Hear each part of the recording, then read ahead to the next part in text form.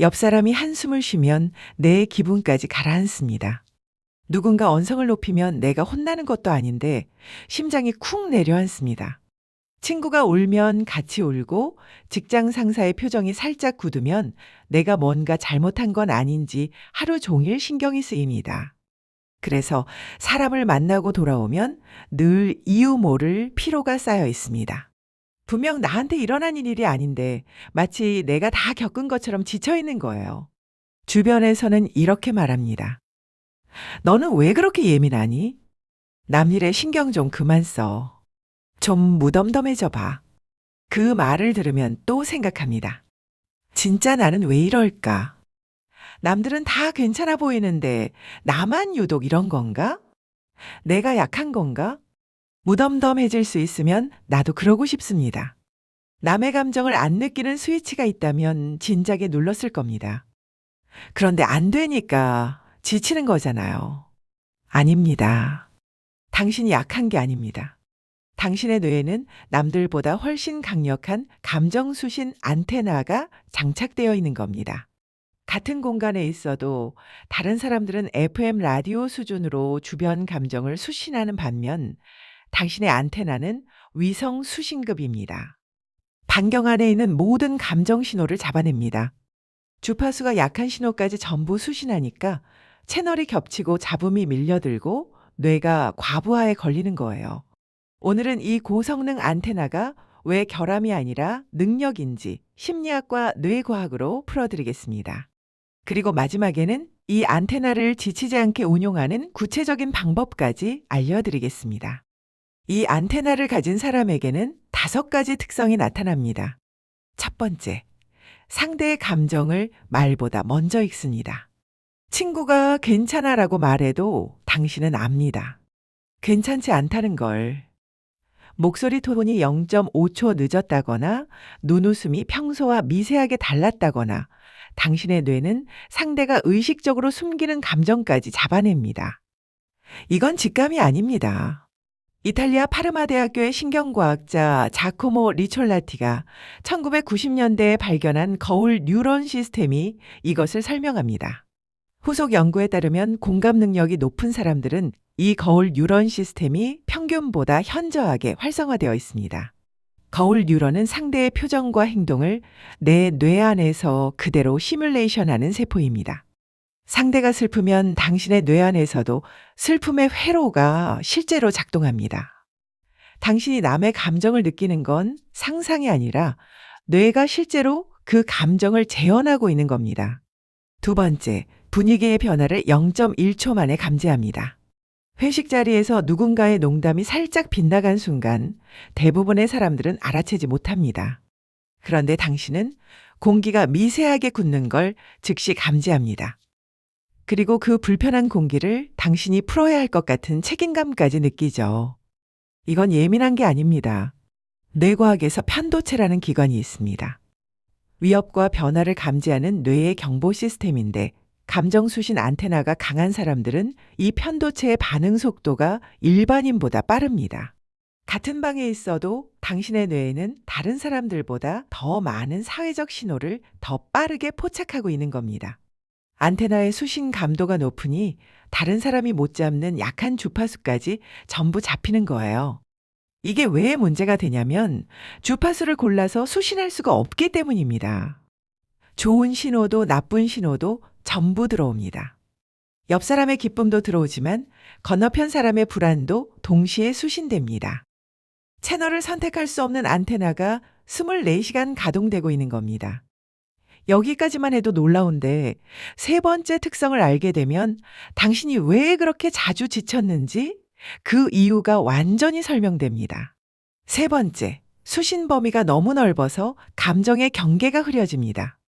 이건 안테나의 수신 범위가 남다르게 넓다는 증거입니다. 남의 감정을 너무 선명하게 수신하다 보니 어디까지가 내 감정이고 어디서부터가 상대의 감정인지 구분이 안 되는 순간이 옵니다. 친구의 고민을 들어주고 왔는데 밤에 내가 우울합니다. 직장에서 동료가 상사에게 혼나는 걸 봤을 뿐인데 내 심장이 두근거립니다. 심리학에서는 이것을 감정전이라고 부릅니다.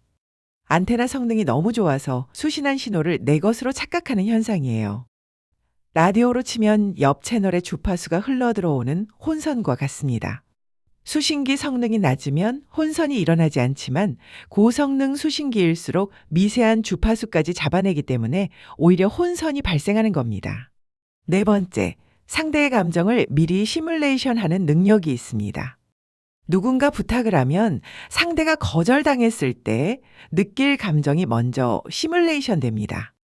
그 실망감이 내 안에서 미리 재현되는 거예요. 그래서 싫어도 알겠어가 먼저 나옵니다. 이건 의지가 약한 게 아닙니다. 거울 뉴런이 상대의 예상 감정을 선제적으로 재현하기 때문에 일어나는 현상입니다. 대부분의 사람들은 이 시뮬레이션 자체가 작동하지 않아요. 상대가 어떤 감정을 느낄지 예측하는 것 자체가 고도의 사회적 연산인데 당신의 뇌는 그것을 자동으로 하고 있는 겁니다.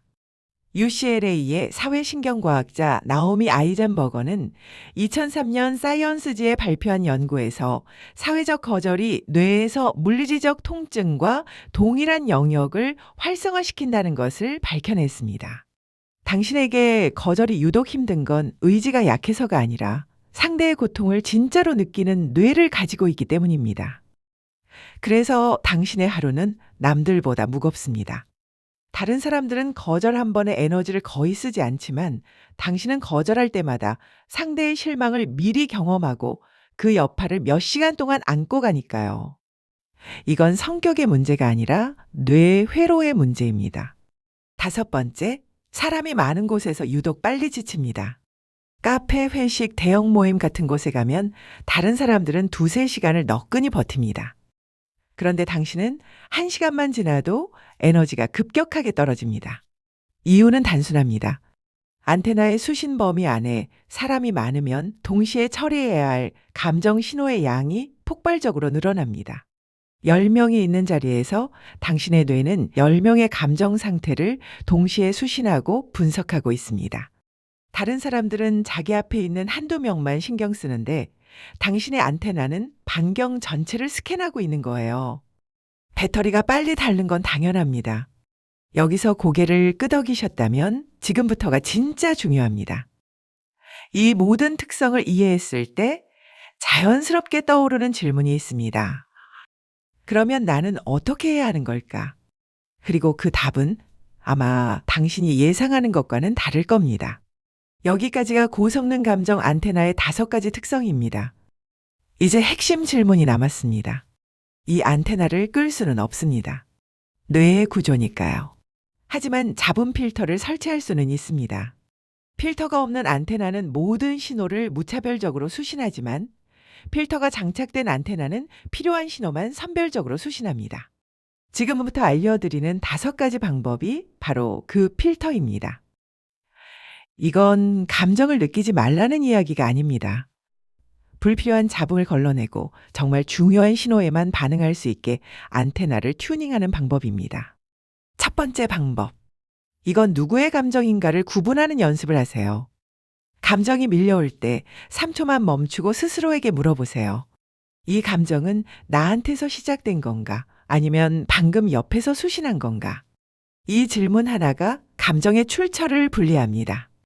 UCLA의 매튜 리버만 교수팀이 2007년 연구에서 밝힌 감정 라벨링 기법인데 감정에 이름을 붙이고 출처를 확인하는 것만으로도 편도체의 과잉 반응이 현저히 줄어든다는 결과가 나왔습니다. 안테나의 첫 번째 필터를 설치하는 겁니다. 두 번째 방법. 수신 범위를 의식적으로 좁히세요. 사람이 많은 자리에서 전체를 스캔하려 하지 마세요. 오늘은 내 옆에 앉은 한 명에게만 집중한다고 범위를 설정하세요. 안테나의 수신 반경을 전체에서 한 명으로 줄이는 겁니다. 수신하는 신호의 수가 줄면 처리 부하가 줄고 에너지 소모도 줄어듭니다. 세 번째 방법. 감정 수신 후에 반드시 방전 시간을 확보하세요. 누군가의 무거운 이야기를 들은 뒤에는 최소 15분의 혼자만의 시간이 필요합니다. 이 시간 동안 감각 입력을 최소화하세요. 눈을 감거나 조용한 곳으로 이동하거나 이어폰을 끼고 아무 소리도 듣지 마세요. 이건 수신한 신호를 처리하고 내보내는 시간입니다. 안테나가 수십만 하고 방전을 하지 않으면 잔류 신호가 계속 쌓여서 밤에 잠들 때까지 남의 감정이 머릿속을 맴돕니다. 네 번째 방법. 공감과 해결을 분리하세요. 누군가가 힘든 이야기를 할 때 당신은 반사적으로 내가 뭘 해줘야 하지라고 생각합니다. 하지만 대부분의 경우 상대는 해결을 원하는 게 아니라 들어주길 원합니다. 내가 이 사람의 감정을 해결해 줄 필요는 없다. 그냥 함께 있어주는 것만으로 충분하다. 이 한 문장을 기억하세요. 해결의 부담을 내려놓는 순간 감정 노동의 비용이 절반으로 줄어듭니다. 다섯 번째 방법. 안테나의 방향을 나에게로 돌리세요. 하루에 한 번 나는 지금 무슨 감정이지? 를 스스로에게 물어보세요. 남의 감정을 읽는 데 익숙한 당신은 정작 자기 감정을 확인하는 일을 잘 하지 않습니다. 안테나가 항상 바깥을 향해 있기 때문이에요. 하루에 한 번이라도 그 안테나를 안쪽으로 돌려서 내 감정 상태를 스캔하세요. 매일 밤 잠들기 전에 오늘 내 감정은 어땠지? 한 줄만 적어도 됩니다. 이 습관이 쌓이면 남의 감정과 내 감정의 경계가 점점 선명해집니다. 마지막으로 이것만 기억해 주세요. 칼 융은 이런 말을 남겼습니다. 다른 사람의 감정을 느끼는 능력은 인간이 가진 가장 오래된 형태의 지능이다. 당신이 남의 감정에 쉽게 영향받는 건 약한 게 아닙니다. 인간이 가진 가장 오래된 지능이 당신 안에서 유난히 강하게 작동하고 있는 겁니다. 안테나 성능이 너무 좋은 겁니다. 세상에는 아무 신호도 잡지 못하는 안테나가 훨씬 많습니다. 옆에 사람이 울고 있어도 모르는 사람, 분위기가 무너져도 감지하지 못하는 사람. 그게 훨씬 더 많아요.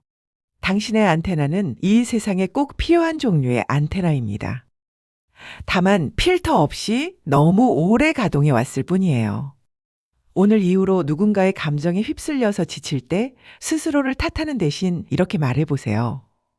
안테나가 또 전부 수신해버렸구나. 필터를 좀 켜야겠다.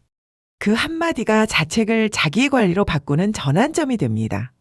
그리고 그 안테나를 제대로 다루는 법을 아는 순간 당신의 가장 큰 약점이었던 것이 가장 강력한 능력이 됩니다. 당신 곁에 있으면 왠지 편안한 사람, 말 안 해도 알아주는 사람, 힘든 날 가장 먼저 알아채주는 사람. 그게 바로 이 안테나를 가진 당신이 세상에서 할 수 있는 일입니다. 세상은 둔감한 사람들로 가득합니다. 그 속에서 당신처럼 타인의 감정을 진짜로 느낄 수 있는 사람은 생각보다 드뭅니다. 그건 없애야 할 결함이 아니라 이 세상이 잃어버리면 안 되는 능력입니다. 혹시 여러분도 남의 감정에 나도 모르게 휩쓸렸던 경험이 있나요? 가장 최근에 누군가의 감정이 나에게 전이됐던 순간을 댓글로 남겨주세요. 그 한 줄이 같은 안테나를 가진 누군가에게 나만 이런 게 아니었구나 하는 안도가 될 겁니다. 이런 이야기가 도움이 되셨다면 구독과 좋아요 부탁드립니다. 당신의 안테나는 꺼야 할 결함이 아니라 잘 다뤄야 할 재능입니다. 그 재능을 부디 꺼뜨리지 마세요.